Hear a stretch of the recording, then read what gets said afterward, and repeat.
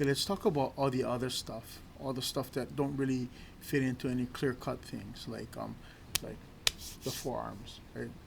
The forearms can be used to strike. Use the Cantonese crooks to strike in this side. Can be used to strike this side. What you don't want to do is kind of like use like the this middle section, only because you have like your veins and your arteries following this section, right? Well, other than that, you can use it. What else can you do? Okay, like the shoulder checks, this kind of stuff, or the chest checks, or the back checks, or you know, even though this is like not really an upper strike, but like the butt check, okay, the head butts, that kind of stuff.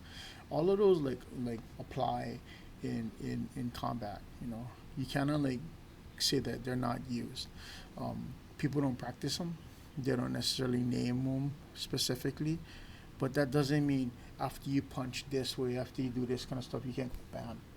Right? You can't do like a subtle quick thing. And then if you practice it enough, or you've calcified your forearm hard enough, then it's just as effective. Yeah. There's also what they call counter pressure, right? Which is basically like you can go like this, right? And if you do this, what happens is the head is gonna move, right? But say you put one hand on this side, creating like a brace pressure, and you slap it like that, it hurts a lot more. Okay, so what you can do is you can use that kind of stuff, right? You hold one end and then hit with the other end like that. So you're creating like kind of like in like filament theory would be kind of basically a either a drilling technique which you're pushing and you're pulling, right? Or it'd be kind of like a crushing technique, which is two opposing forces moving together, right? So counter pressure that way. So you see this a lot, right? Where the guy grabs the head and he goes like that, right? Or he grabs the knee or the leg and he hammers the thigh, right? Right, creating that extra level of counterbalance or counter pressure, right? So that's something that you should also consider in like much of your striking and stuff, because you can strike, hit, use the economy of motion, use like your corkscrew and whatever. But sometimes you want that little extra thing that people are not aware of, things that are not considered a threat, and that gives you a slight advantage over somebody who might be technically more advanced than you are, because they won't necessarily identify the threat until it's too late. Then you can apply damage, right?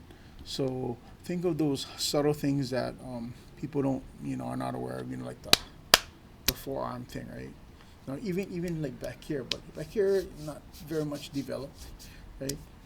Or like like when you hit down, and you rub and you're applying the pressure right here. Even like the crane wing coming up, the crane wing is really the wrist like that, but you can also use it as a strike, right? Coming down as a strike like this, right? Like some type of montage of snake, crane wing, whatever. Okay, so don't limit yourself. Learn it all. Learn something different so that people can identify it as a threat, and then exploit it.